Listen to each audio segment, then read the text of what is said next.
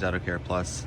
Today I want to talk about a topic that I don't hear a lot of talk about, but it really revolves around doing what the customer wants, really.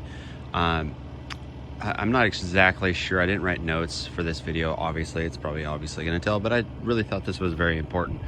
So I want to show a little bit about how scratched up this truck is, and then we'll kind of get into what I'm talking about. You can see it is just scratched to all heavens, right? Okay, so I had this customer come bring it to me, took a look at it, explained the differences between paint reconditioning compared to a one-step versus two-step versus, you know, all the way up to coatings, things like that, and what it is involved when you start taking off clear coat. Went through that whole spiel with this customer. Ultimately it came down to a price, and they didn't really want to pay for a full one-step or two-step, or definitely not ceramic coating at that matter. This is a daily driven truck that he takes out hunting, that sort of thing. Just wanted it to look better.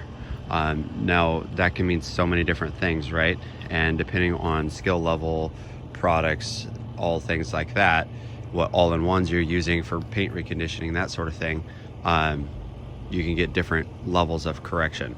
I explained basically the level that I feel like I know I can get just based off experience, and then we're gonna do it with that. We settled on a price, that sort of thing, and then we're gonna, it's already prepped and everything, so I'm gonna go to town on this thing. I want to bring you guys back in for results. I did over communicating with a customer is very, very important, really, is what I'm getting at with this video. It's gonna be a short video, but I'm gonna get all this truck done, come back, show you guys the finished product, and explain probably a little bit more about it. All right, so here's a quick update, guys, of what the results I'm getting. So here you can see just how bad it really is. And there's the results we're getting right there. This is an all-in-one, which I'll talk about at the end of the video, what it is, what pad I'm using, that sort of thing, and why I chose that for this vehicle in particular. You can see we're getting some pretty good results. I'm back. As you can see, here's the finished results. Pretty good looking, especially this is one of those cases where it's also a little shady now. The sun's not out. But yes, it definitely still has scratches. This is something I definitely communicated with the customer, is that essentially what happens with paint enhancement is you have shiny scratches. You can see there, definitely still got some scratches.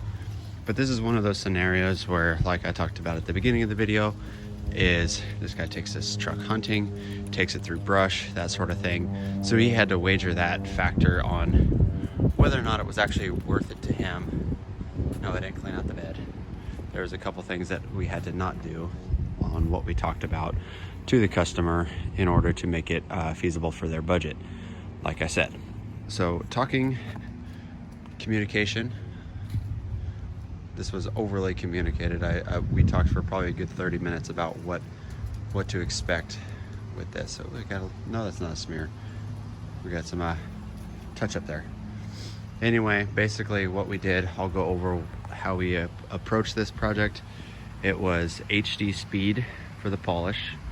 I did 3 to 4 passes depending on where I was on the truck, that sort of thing. You can still get some correction with that. It is an all-in-one, so it does leave behind protection. But then what I like to do is I top that with bead maker or some other sealant of that sort. So if you are using some sort of all-in-one that leaves protection, it doesn't leave the greatest protection, so it's really important to kind of top that with some better protection. And with bead maker in particular, you're going to get a lot more shine and gloss, and that was one of the biggest things he was concerned about, is he wanted his shiny truck back.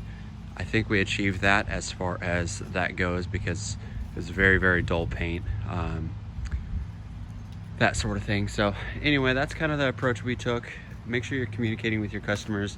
Not every vehicle needs to be perfect. I'm sure you've heard that before.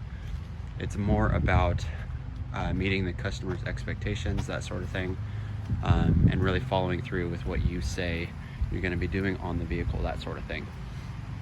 So we also went through and did some black restore on a bunch of the, fender wells and things like that. So anyway, guys, hopefully you guys enjoyed this video, maybe learned something. Sometimes it feels like I'm rambling and nobody's watching, but that's okay. It's cold. It's starting to become cold season again. So anyway, guys, thanks for watching the video. We will catch you guys on the next one. Peace.